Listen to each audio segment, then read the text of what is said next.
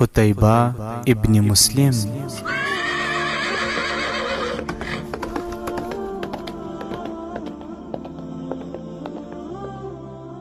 اتم برخه د اموي خلافت ځلان دستوري قتيبة ابن مسلم رحمه الله.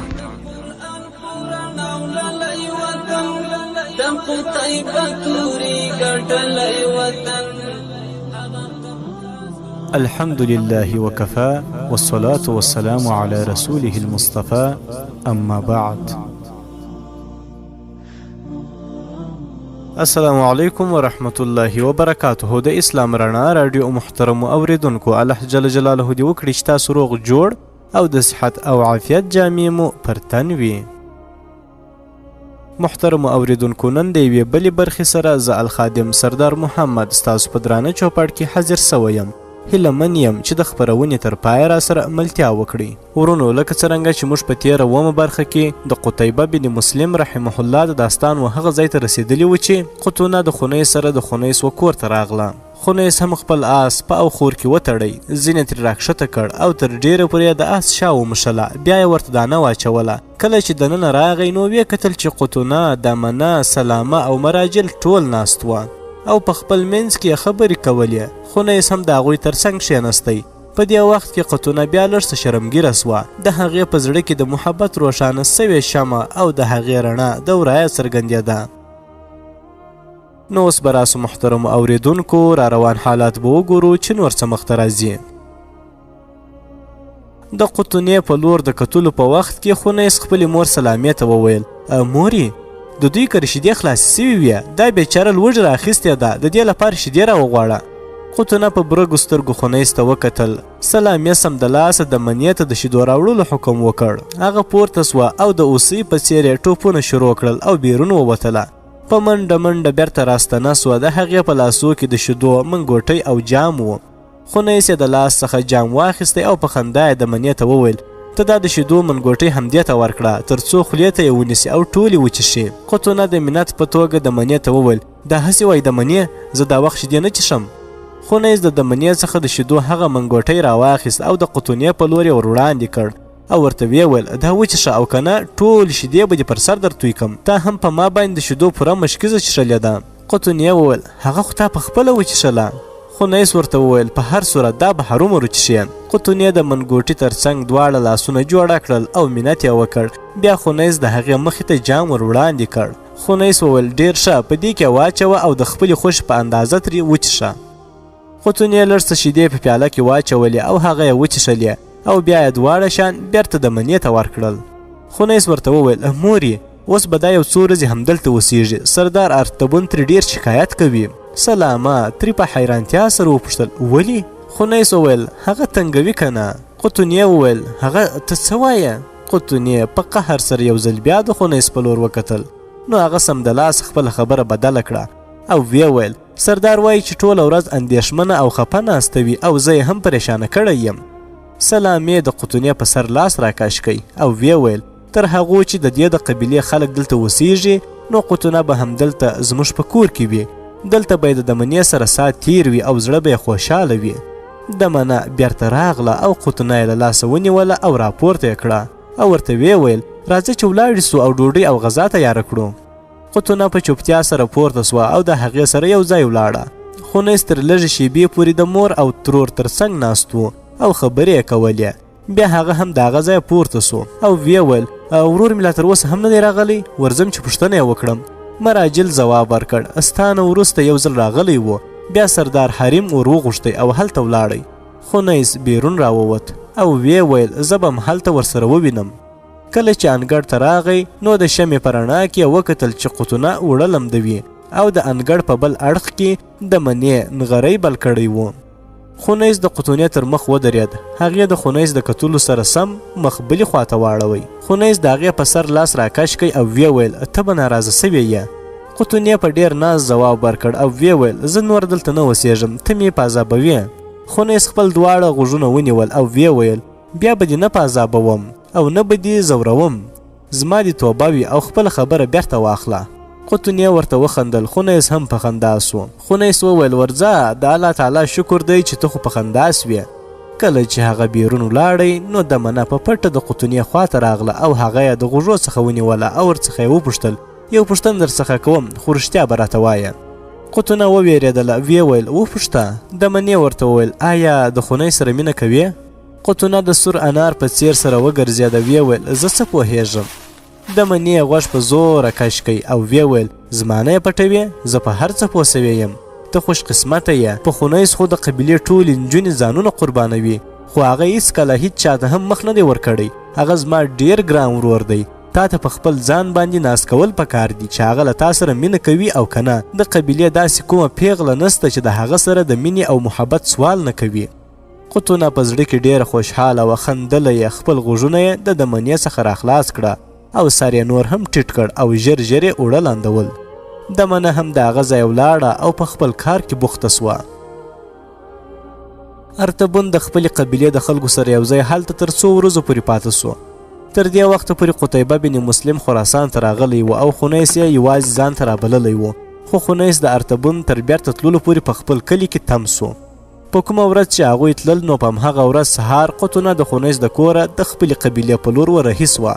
خونیس یې هم تر هغه ځایه ملګرتیا وکړه. هغه ډېره غمژنه وه د ونې د وچ پاڼې په څیر او یا د غره د پاسه د ولاړ وچ او بیا پاڼو بوټي په څیر وه چې وچ سوی جسم یې د هوا د هرې څپې سره په هوا کې الوځي. قطنه هم د هغه څخه کمه نه وه.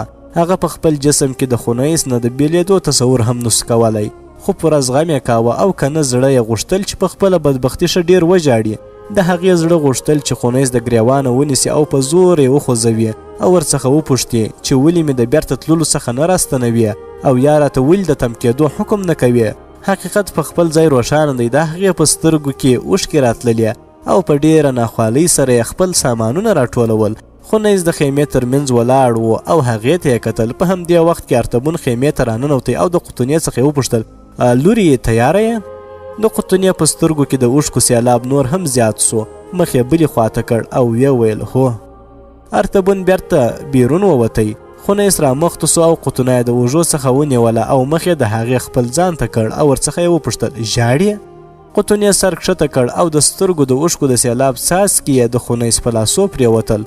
خونیس ورته په ژړغوني او د خفګان نه په ډک اواز سره وویل قطنې ستا دا اوښکې زما لپاره ډېره ستره پانګه ده. موږ یو د بل سره د بیا کتلو په خاطر جدا کیږو. په انسانانو باندې داسې لمحات هرومرو راځي چې په ځینو وختو کې به د خپلې خوښې په خلاف هم یو کار کولو ته اړ کیږي. که چیرې په ژوندانه کې هر کار د انسان د خوښې سره سم وکړل سي نو بیا به د ژوندانه دغه خوند او رنګ په خپل ځای پاته نه وي. د خلکو همت او پلټنه به له منځه ځي او انساني ذهن به منجمد پاته وي. بیرون د قدمونو اواز راغی. دوی دواړه هم یو له بله جدا سول. ترکانو د دوی د خیمې ستنې راپورته کړې وې او خیمې راټولې کړې وې او په کچورو یې بار کړې وې. د ترکانو سره یې ښځې هم په دې کار کې شریکې وې. هغوی ټولو د خپلو کورونو سامانونه راټولول او په کچورو یې بارول. لږ شیبه کې هغه ځای چې ټول په خیمو پوښل سوی و اوس د بار کړل سوو کچورو او آسونو څخه ډک ښکارېده. د سردار خیمه هم راوویستل سوه او د قطنې د سپرلي آس بیرون تیار ودرول سو. ارتبون او قطنه دواړه خونیس ته خدای پاماني وویله او د هغوی کاروان د هغه ځای روان سو.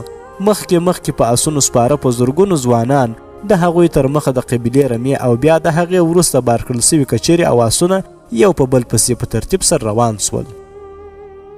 خونیس خپل آس وځغلاوه او په یوې غونډۍ ودرېدی او د هغوی د تللو منظر یې وکتی. قطنې به بیا مخ راګرځاوه تر څو خونیس وویني. خو کله چې کاروان د سترو غونډیو تر شا پناه سو نو خونیس هم خپل آس راتاو کړ او د خپل کلي په لور روان سو.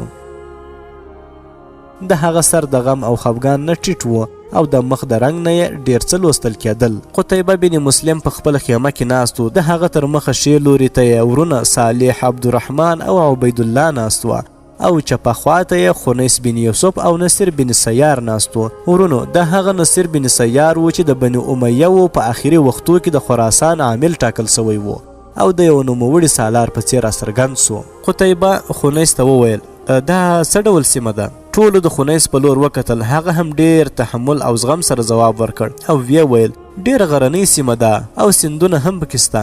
3 ستر سیندونه پکې بهیږي چې څو مرستیالان هم له ځانه سره لري. قتیبه ترې وپوښتل نوم یې راته ووایه. خونیس وویل تر ټولو لومړی د جیحون سیند دی. دا سیند د تب د جهل څخه راوځي او د ایرال په بحیرې کې لویږي. مرستیالان هم لري چې د زنیل او قبادیان په نومونو یادیږي. دا دواړه سیندونه د بطان د غرونو څخه سرچینه اخلي. د وحشب سیند د کاشغر له لوري راځي. د ورغم او خطالب سیندونه د بدخشان له لوري راځي. د دې نه پرته د فرغار او انجراخ سیندونه دواړه د کاشغر څخه راوځي او د دې سیندونو اوبه بیا په جیحون سیند کې لویږي. بل ستر سیند یا سبت نومیږي چې کوم مرستیال نه لري. دا هم د بطام د غرونو څخه سرچینه اخلي او د شمال په لور بهیږي. بیا وروسته یې مخ بدلیږي او د سمرقند، کرمینیا او تاوس نه تیریږي او په بخارا کې پای ته رسیږي. دریم ستر سیند د سیحون په نامه یادیږي، که څه هم دا سیند د جیحون یعنی د عمود سیند څخه ډیر لري دی، خو د هغه سیند سره موازی بهیږي. دوه مرستیالان هم لري چې د علاق او جدغسیل په نومونو یادیږي. علاق د کردان د سیمې څخه راوځي او جدغسیل د چین د لوري راوځي. قتیبه بن مسلم ورته په خندا سو او ویې ویل ستا د خبرو څخه داسې څرګندیږي چې ته په دې شاوخوا کې پوره بلد یې. خنیس ورته وویل هو، په ټولو ځایو کې زه ګرځم. قتیبه ورته وویل بیا خو ته زموږ لپاره یو ارزښتناکه وسله یې. هر ځای کې زموږ لپاره د غش په څیر په کار راځې. آیا ته د دې ټولې سیمې یوه نقشه تیارولی سې؟ خنیس ورته وویل ولې نه؟ قتیبه ترې وپوښتل تر څومره وخته پورې؟ خنیس ورته وویل زه هم دا اوس تا تر مخ کښېنم او نقشه کاږم. قتیبه رحمه الله خپل ورور صالح ته کاغذ، قلم او مشواڼۍ د راوړلو وویل. هغه هم ټوله شان راوړل او د خنیس تر مخ یې کښېښول. خنیس سمدلاس د نقشې په جوړولو پیل وکړ. خنیس نقشه وویستله او د قتیبه رحمه الله تر مخ یې کښېښوله. قتیبه رحمه الله تر ډیره پورې هغې ته په ډیر غور سره کتل. بیا په ژورو فکرونو کې ډوب سو او ویې پوښتل موږ باید د کومې لارې نه حمله وکړو؟ خنیس په نقشې باندې ګوته کښېښوده او ورته یې وویل د جیحون د سیند څخه د تیرېدو دوې لارې دي. یوه هغه ده چې د مروې څخه تیریږي او زموږ تر کلي پورې رسیږي او د هغه ځایه نیغه د بخارا په لور ورځي، او بله شعره د دې ځایه نیغه د بلخ په لور ورځي او د هغه ځایه د ترمیز له لارې د جیحون څخه تیریږي.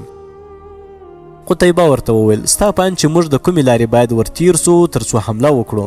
خنیس خپل سر ټیټ کړ، تر یو وخته پورې فکر وکړ او بیا یې سر راپورته کړ او ویې ویل د ترمیز له لارې. قتیبه وویل په کوم دلیل؟ خنیس وویل ضرور ده که چیرې موږ د ترمیز له لارې د سیند څخه ورتیر سو او حمله وکړو نو په لاره کې کوچني کوچني حکمرانان راځي. په دوی کې دوه کسه زیات ځواکمن دي. لومړی د شومان او بل د صفایان. دا دواړه یو د بل سره حریفان دي او تل یو د بل سره په جنگ اخته وي. موږ په ډیره اسانۍ سره دوی له منځه وړلی سو. د دوی د ماتې په واسطه به په دغه ټوله سیمه کې زموږ حکمراني ثابتیږي. ترڅنګ نور حکمرانان هم جرأت نسی کولی چې زموږ مقابلې ته راودانګي. هغوی به دا هڅه کوي چې په څه ډول زموږ سره سوله وکړای سي. قتیبه بن مسلم رحمه الله یې ملا ور وټپوله او بیا یې وویل ته رښتیا هم یو زیرک او د ښه لرې لید خاوند یې. آیا د عربي نه پرته په بله کومه ژبه هم پوهیږې؟ خنیس ورته وویل په ترکي هم پوهیږم. د دې نه پرته د دې سیمې په څو نورو سیمه ییزو ژبو هم عبور لرم. قتیبه ورته وویل بیا خو زه درته داسې یو کار سپارم چې تل به یې هم ته کوې. خنیس وویل آیا زه پوهېدلی سم چې څه ډول کار به ماته راوسپارې؟ قتیبه ورته وویل هر چیرې چې د سفارت لپاره اړتیا وي نو ته به تل زما له اړخه سفیر او قاصد اوسې، ځکه ته داسې یو انسان یې چې هیڅکله دې څوک لاندې کولی نسي.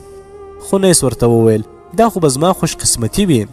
دا ځل قتیبه رحمه الله ټولو ته مخ کړ او ورته ویې ویل تاسو 5 واړه زما د کمان ډیر قیمتي او ارزښتناکه غشي یاست. تاسو ټولو ته به د خپل هنر د ښوولو فرصت درکول کیږي او بیا به مو د دشمن په مقابل کې ازمیښتوم.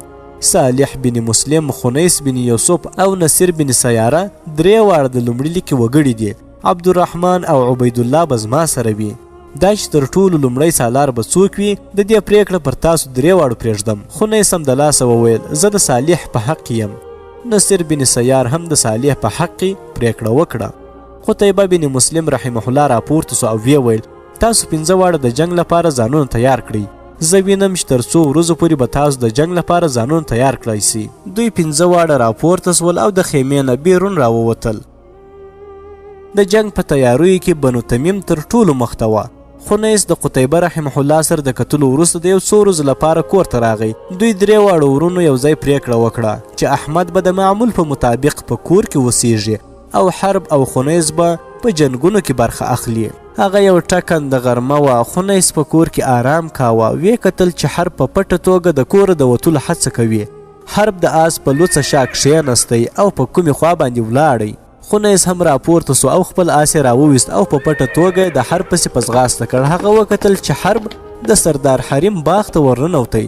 خونیس خپل آس یوې لوري ته وتاړه او په پټه د انګورو د تاکونو په منځ کې د حرب تر شا مخ ته ورغی. هغه د باغ منځ ته په ورسېدو سره تم سو. ویې کتل چې تر مخه یې د لرګیو په یوه تخت د سردار حریم لور عتیقه ناسته ده. هغه ځوانه او ښایسته پیغله وه. د حرب په کتلو سره په خندا سوه. حرب ورغی او تر څنګ یې کښېنستی او دواړو یو د بل لاسونه ونیول. حرب عتیقې ته وویل زه تر یو څو ورځو پورې له دې ځایه ځم. عتیقه د پریشانۍ په ځای په خندا سوه او ویې ویل ما ته معلومه ده چې قتیبه بن مسلم حمله کوونکی دی او ته د هغه د پوځ یو عسکر یې. دا زما لپاره ویاړ دی چې زما محبوب یو بهادر او میړنی عسکر دی. زه به هیڅکله هم ستا د پښو زنځیر ونه ګرځم. په داسې وختو کې به زه تل تا په خندا او خوشحالۍ باندې رخصتوم. هر بیا لاس ته زور ورکړ او ویې ویل ته یوه بهادره پیغله یې. ستا محبت به تل زما سره زما په هره ساه کې اوسي. عتیقه ودرېدله. صبر وکړه چې زه انګور درکړم. ما ته ډاګیزه وه چې ته به هرومرو راځې نو ما ستا د راتګ نه مخته تا ته هغه تیار ایښي دي. د شانشین په ښي اړخ کې تر سپین رومال لاندې عتیقې انګور ایښې وه او هغه یې راواخیستله او په خپلو لاسو یې حرب ته ورکړه. خونیس دوی ته کتل او خندله یې. تر یو وخته پورې یې هغوی ته په غور سره وکتل. بیا بیرته راستون سو. په خپل آس سپور سو او د کلي په لور راغی. بله ورځ کله چې لمر په ډوبېدو و نو عتیقه د چینې په لور د اوبو د راوړلو په خاطر روانه وه چې یو ناڅاپه یې خونیس مخې ته راغی او د هغې لاره یې ونیوله. عتیقه وویرېدله. رنګ یې والوتی او په ویره یې د خونیس څخه وپوښتل خونیس وروره خیرت خو دی؟ خونیس ورته په خندا سو او د آس نه راکښته سو. ویې ویل ته ولې وویرېدې؟ زه له تا نه د یوې خبرې تاییدول غواړم. عتیقه اندېښمنه وه او ویې ویل وروره څه ډول تایید؟ خونیس ورته وویل آیا ته د حرب ورور سره مینه کوې؟ د عتیقې سر کښته سو او رنګ یې تک سور وګرځېد. د هغې حالات داسې وو لکه کوم غل چې د غلا په وخت کې ونیول سي. خونیس بیا ورته وویل زما د پوښتنې ځواب ستا چوپتیا نه ده. زه ستا د خولې نه د دې خبرې تایید غواړم. عتیقې په ژورو سترګو خونیس ته وکتل او ورته یې وویل ته پوه سوی یې چې دا پوښتنه کوې؟ خونیس ورته وویل ما تاسو دواړه هلته ستاسو د انګورو په باغ کې لیدلي یاست. او بیا خونیس وویل آیا ستا په اند دا قدم غلط دی؟ عتیقې وویل نه هیڅکله هم نه. نو بیا زه د حرب سره د خپلې مینې په اړه اقرار کوم. خونیس ورته وویل بس ما له تا څخه همدومره اورېدل غوښتل. تر هغوی چې زه ژوندی یم تاسو به د مرګ نه پرته بل هیڅ شی یو د بل نه جدا نسي کړی. عتیقه ورته په خندا وه. خونیس ته نور هم غوښتل چې ویې کتل حرب د کلي له لورې آس رازغلی وي او را روان دی. په دې خاطر هغه په خپل آس سپور سو او بلې لوري ته ځان وویست. عتیقې هم حرب کتلی و. په دې خاطر همالته ولاړه پاته سوه او د حرب د راتلو انتظار یې وکړ.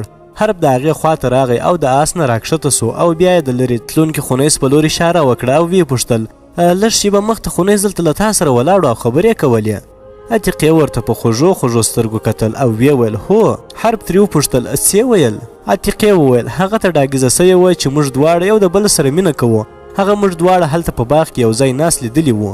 حرب ورته په خندا سو او ویې ویل هغه خو ډېر شریر دی. نور یې څه ویل؟ عتیقې ویل ویلې چې تر هغې چې زه ژوندی یم نو د مرګ نه پرته به نور څه تاسو یو د بل نه جدا نسي کړی. حرب په فکر کې سو او ویې ویل هغه صحیح وایي. هغه یو همدرده ورور دی او راز لرونکی دوست هم چې په هر حالت کې د خپلې ژمنې په پوره کولو پوهیږي. اوس چې هغه ته معلومات ترلاسه سوي دي نو زه به یې داسې وګڼم چې زموږ ټول کار اسانه سوی دی. دواړو په ډېر ممنونیت سره د خونیس په لور وکتل. هغه خپل آس لرې ځغلاوه او په یوې غونډۍ باندې وختی. د ماښام تیاره لږ سره خپره سوې وه خو خونیس د هغو چینو په لور روان و چې شپونکیو میږې پکې خړوبولې.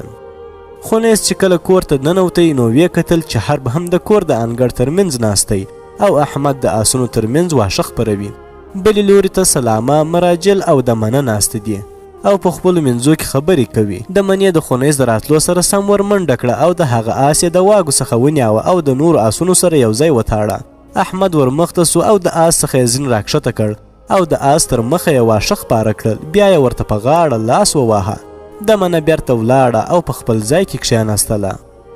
خونیس په خندا خندا راغی او د حرب په غوږ کې وویل: وروره، عتیقه ډېره ښه نجلۍ ده. زه ستا د انتخاب ستاینه کوم. حرب هم ورته وخندل او بیا یې هغه د غوږ نه ونیاوه او زور یې ورکړ او ورته ویې ویل هی شریره. خونیز د سلامې تر مخه کښېناست او بالکل د کوچنیانو په څېر یې ضد وکړ او ویې پوښتل مورې یوه خبره کوم منې به یې؟ سلامې ورته په ډېره مینه په سر لاس راکش کړ او ورته ویې ویل په شوق سره یې ووایه زویه آیا زه هم ستا خبره ردولی سم؟ خونیس ورته وویل زه او حرب ورور مې څو ورځې وروسته د ګڼ شمېر نورو ځوانانو سره یو ځای د قتیبه په لښکرو کې د شاملېدو په خاطر هغه لوري ته ورځو. زما هیله دا ده چې زموږ د دواړو ورونو د روانېدو نه مخته د احمد ورور او د منې ترمنځ واده وکړل سي. د منه سمدلاسه د خپل ځایه پورته سوه او په سر یې پوړنه یې سم کړ او د کوټې په لور یې منډه کړه. سلامه هم متوجه سوه او خپله پریکړه اعلان کړه او ویې ویل د 3 واړو واده به په یوه ورځ ترسره کیږي. په دې لړ کې ما په خپل له تا او ستا د نورو دواړو ورونو سره خبره کوله. که چیرې تاسو دواړو ورونو چیرې خوښه کړې وي راته یې ووایاست او که نه زه په خپله ستاسو د دواړو لپاره هم چیرې درک لګوم. ستا په اړه خو راته یوه ورځ د منې ویلي وه چې ته د ارتبون د لور قطونې سره مینه کوي او د دې ترڅنګ زه په دې هم پوهیږم او حرب هم پرې پوه دی چې ماروه هم له تا سره محبت کوي او ته هم هغه له ځان لپاره خوښوي. اوس دا پریکړه پر تا پورې اړونده ده چې ته په دې دواړو کې د کومې یوې څخه د خپل ژوند ملګری جوړوي. آیا د دواړو سره واده کوي؟ خو زه د حرب په اړه هم څه اورېدل غواړم. خونیس ورته وویل د حرب په اړه به یې درته زه ووایم مورې. زموږ د سردار حریم لور عتیقه د ورور سره مینه کوي. سلامه ورته په تیزو سترګو وکتل ویې ویل ټوکې کوې؟ خونیس د مور سره ورغاړې وت او ویې ویل والله زه دروغ نه وایم ما په خپله هغوی یو ځای لیدلی دي. دا خو وروستۍ خبره ده مورې. موږ دواړه ورونه چې د جنګ نه فارغه سو نو بیا به ودونه کوو. که چیرې حرب ورور واده کول غواړي نو بیا شکه چې ودې کړي خو زه اوس واده نه کوم. احمد او حرب د دوی خبرې اورېدلې او خندله یې. سلامه یو ځل بیا په فکر کې سوه او ویې ویل که ته واده نه کوې نو د هغوی دواړو ودونه به هم اوس نه کیږي. خونه سخت په فکر کې سو سمدلاسه ولاړ سو او خپل لاس یې تورې ته کړ او په دروند آواز یې وویل ما په ژوند کې داسې کوم کار نه دی کړی چې زما ضمیر پرې مطمئن سوی وي. اوس چې د قتیبه بن مسلم رحمه الله په مشرۍ د کوم جنگ پیالمه کېدونکې ده همدا زما د ضمیر آواز دی. زه به په دې جنګونو کې د برخې اخیستو وروسته واده کوم. که چیرې شهید سوم نو داسې کومه ګناه چې زما په ژوند کې ما کړې وي د هغې په اړه به بخښنه غواړم او که ژوندی راستون سوم نو بیا به ستا د خوشحالۍ په مقابل کې دیوالونه ونه دروم. دا زما خواهش او هیله وه چې زموږ د دواړو ورونو د تللو نه مخته د احمد ورور او د منې ترمنځ واده وکړل سي. که ته زما دا غوښتنه پوره کولی سې نو صحیح او که نه خونیس د خپلې مور په مقابل کې د سر پورته کولو جرأت نسي کولی. خونیس خپل سر راټیټ کړ او شاته سو. سلامه د خونیس د دې حالت په کتلو سره غمګینه سوه او بیا یې په محبت سره وویل زویه واوره. خونیس یو ځل بیا د هغې تر مخه ودرېد. مور یې ورته وویل ته زما داسې زویه چې ما تر ننه پورې خبره نه ده ځنډولې. ستا د غوښتنې او هیلې سره سم به سبا د احمد او د منې ترمنځ واده ترسره کړل سي.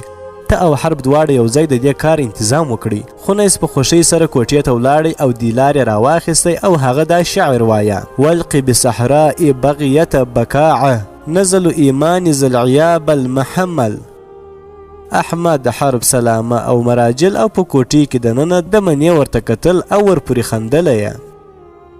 په 86 هجري سپوږمیز کال قتیبه بن مسلم د خپل لښکرو سره یو ځای په ترکستان باندې توپان په څېر حمله وکړه. د هغه مخ د مروې څخه د بلخ په لور و. د دې لښکرو مشري د قتیبه د ورور صالح بن مسلم په غاړه وه او د ډیر معزز سردارانو په څېر ورسره نصیر بن سیار او خنیس بن یوسف هم ملګري وه. کله چې د دوی د لښکرو لومړۍ ډله بلخ ته ورسېدله او هلته یې د ښار نه بیرون پړاو وکړ نو د ښار خلکو د هغوی د ځلېدونکو وسلو څخه په ښه توګه ډاګیزه کړه چې د دې توپان زور به څومره زیات وي ځکه د دوی لومړۍ کوچنۍ ډله د ښار د خلکو تر مخه ودرېدله او د هغوی په سترګو کې یې سترګې وردننه کړې. د بلخ والي هم ډېر ورخطا و او لا تر اوسه یې خپله اخري پرېکړه نه وه کړې چې قتیبه رحمه الله د خپلو توپاني لښکرو سره یو ځای هلته ورورسېد. دا یې څرګندېده لکه په وینو کې لمبېدلی کوم توپان په افق کې راپورته سوی وي او د خپل ځان سره د هر شي د پورته کولو اراده لري. د ښار په خلکو دې کار ډېر اغېز وکړ او هغوی د جنگ په ځای د سولې غوښتنه وکړه. د ښار نوموړي خلک د قتیبه رحمه الله دربار ته راغلل او خپل خدمات یې وړاندې کړل. بلخ لومړی ښار و چې د قتیبه رحمه الله او د هغه د لښکرو په ولکه کې راغی. قتیبه رحمه الله په بلخ کې و چې د لښکرو لومړۍ ډله یې د جیحون د سیند څخه تېره سوه او په ترمیز کې ورننوتله. خنیس د ماښام نه لږ څه مخته ترمیز ته ورننوتی او د شاهک د کور دروازه یې ور وټکوله لږ شیبه وروسته هغه خپله دروازه پرانیستله او د خونیز د کتلو سره سم یې رامنډه کړه او ورغاړې ووت او بیا یې هغه د لاسه ونیوه او د کور لور ته یې کش کړ او ورته یې وویل راځه دننه راځه تر څو همهلته کښېنو او خبرې وکړو. خو خونیس همهلته ولاړ پاته سو او ورته ویې ویل زه په بیړه کې یم، همدلته په ولاړه زما خبره واوره، زه غواړم ډېر ژر بیرته راستون سم. شاهک وویل نور ملګري چیرې دي؟ خونیس وویل زه د قتیبه بن مسلم رحمه الله د لښکرو سره یو ځای یم. شاهک وویل بیا خو ته په ډېر اسانۍ سره د توپیل څخه بدله اخیستلی سې، هغه به څه ډول جرأت وکړي چې د داسې یو سالار د لښکرو تر مخه ودرېږي؟ خونیس وویل نه، زه دا فرصت د خپلو شخصي اهدافو لپاره استعمالول نه غواړم، زه به هرومرو د هغه څخه بدله اخلم، خو یوازې د خپلو ملګرو په مرسته. که چیرې له تا سره د هغه په اړه کوم خبر وي نو راته یې ووایه. شاهک وویل هغه اوس له تا نه ډېره خطره احساسوي، په دې خاطر هغه په خپلو بدماشانو کې زیادت راویستی دی تر څو هر وخت د هغه په خوندي ساتنې کې رول ولوبوي. اوس به د هغه له منځه وړل تا ته ډېر ستونزمن کار وي. خونیس وویل آیا هغه اوس هم زما تر شا د کرایه قاتلان اچولي دي؟ شاهک وویل اوس هغه داسې نسي کولی، ځکه هیڅ ځوان د داسې یو مرګوني کار لپاره زړه نه ښه کوي. د دې ځای ټول بدمعاشان له تا څخه ویره محسوسوي، هغه یوازې همدومره کړي دي چې د خپلې ساتنې لپاره یې کسان ګڼ کړي دي. خونیس په قهر وویل د دوی ټولو دغه ډول کړچار به زما تر مخه خنډ واقع نه کړی سي، تر هغو چې زما خدای زما سره وي، زما په مټو کې قوت او زما په توره کې د پرې کولو زور او ځواک وي، نو زه به هر هغه زنځیر پرې کړم چې زما په پښو کې د راچولو هڅه وکړل سي. شاهک ورته یو ځل بیا اصرار وکړ او ورته یې وویل راځه کښېنه او خوراک څښاک راسره وکړه، بیا به ګورو سره. خونیس د نغدو پیسو یوه کڅوړه راوویستله او هغه ته یې ورکړه او ورته ویې ویل دا له ځانه سره واخله، 1000 دیناره دې پکښې کې، زه به هرومرو له تا سره کښېنستلی وای که چیرې هغه لوري ته مې عجله نه درلودی. خونیس د خپل آس وایګې راتاو کړې او بیرته راستون سو. کله چې هغه د توپیل د کور تر مخه تېرېده نو 6 سپرو هغه د مختلفو خواو څخه راښکېل کړ. د هغوی په لاسو کې ځلېدونکي تورې او ډالونه وه او کرار په ډېر احتیاط سره د هغه خواته رانږدې کېدل او د هغه شاوخوا دایره یې راتنګوله.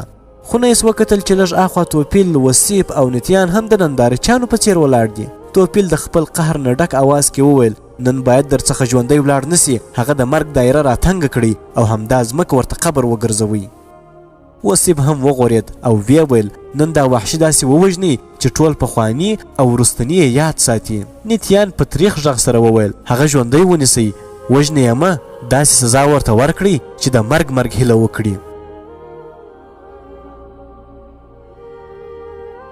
محترمو اوریدونکو دا و د قتیبه بن مسلم رحمه الله د داستان 8مه برخه. ان شاء الله پاتې حالات به پر روانه 9مه برخه کې واورئ. نورم په الله تعالی سپارم. والسلام علیکم ورحمة الله وبرکاته.